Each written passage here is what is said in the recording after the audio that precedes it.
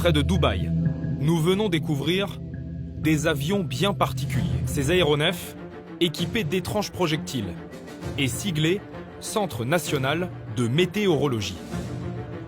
Ils chargent leurs munitions sous nos yeux.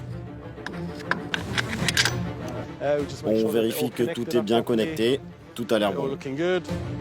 9 pilotes se relaient pour rester de permanence 24 heures sur 24. Ce qu'ils attendent, c'est qu'un nuage passe sur le territoire. Voilà sa cible du jour, ce cumulus. Il doit s'en approcher le plus possible. Nous ressentons les premières turbulences. On est pas mal secoué. Ça fait une drôle de sensation dans le cockpit. C'est beaucoup plus intense, beaucoup plus violent que dans un avion de tourisme. Car eux, ils évitent ces nuages, alors que nous, on va droit dessus. Numéro 6, vous pouvez lancer 4 fusées. Les fusées relâchent des cristaux de sel qui sont censés déclencher la pluie. Une fois que j'ai envoyé le sel dans le nuage, je m'éloigne et j'attends de voir ce qu'il se passe. Habituellement, ça prend 15 à 20 minutes pour faire effet.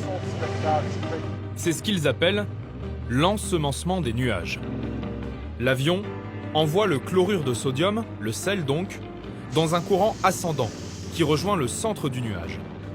Le sel a la capacité d'agréger les minuscules gouttelettes d'eau. Une goutte beaucoup plus lourde se forme alors. Elle finit par tomber sous l'effet de la gravité et arrose le désert. Sur les images que l'agence météo nous a fournies, ça semble fonctionner. Selon eux, grâce à cette technologie, la pluie a augmenté de 10 à 15%. Un vol comme celui-ci aura coûté 4 000 €. Ils ont brûlé une 50aine de fusées dans l'atmosphère. On est très heureux dès qu'on voit de la pluie. On sait qu'on a fait notre part du travail. Les collègues au sol nous disent qu'il a bien plu et ils sont contents. Il est difficile de mesurer scientifiquement l'efficacité du système. Ce qui est sûr, c'est que les Émiratis y croient, investissent et continuent inlassablement d'améliorer la technologie. Ils possèdent même un laboratoire sur une base militaire ultra sécurisée. Les Émirats arabes unis ont accepté de nous ouvrir leurs portes car ils veulent rassurer. Ils nous promettent que ce qu'ils envoient dans l'atmosphère est inoffensif. Il n'existe que quelques endroits comme ici dans le monde.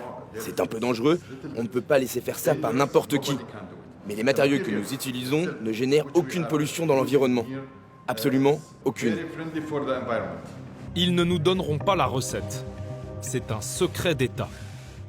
Les dernières générations de fusées sont testées sur place, à l'air libre.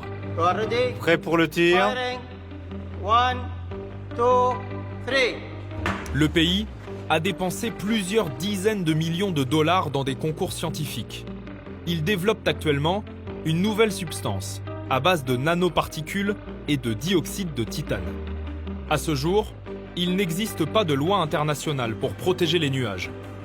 Il n'est pas interdit pour le moment de vider un cumulonimbus qui se dirige vers un autre pays.